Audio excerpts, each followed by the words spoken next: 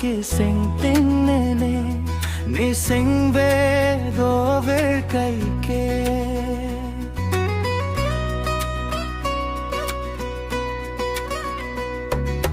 kang hon la nang phan ke sing ting ne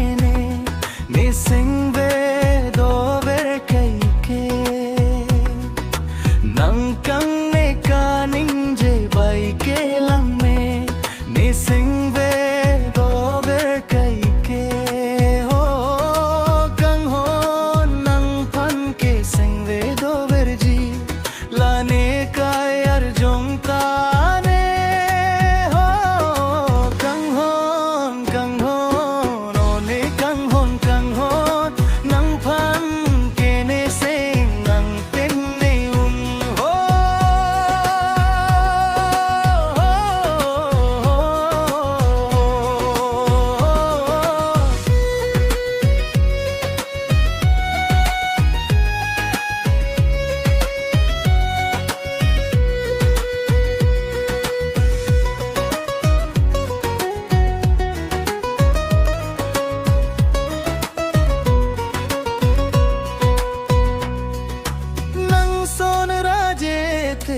long le dak pirthe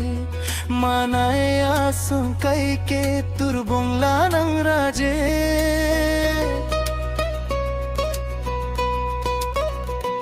o nang son raje ke long le dak pirthe manaya sung kai ke turbong la nang raje rong aje along dek long ching la nang phan sing nang ting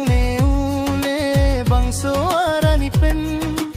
ahoka kandon pajir di pune bonta nang pajir hai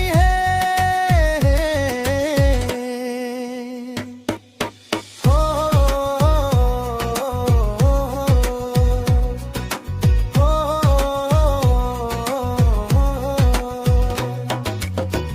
athakra namma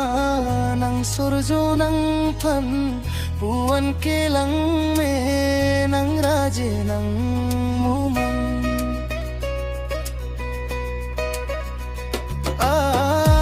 thakra namma nang sorjo nang phan puan ke lang me nang raje nang mumang nang joy ne si mek so ta jang thek the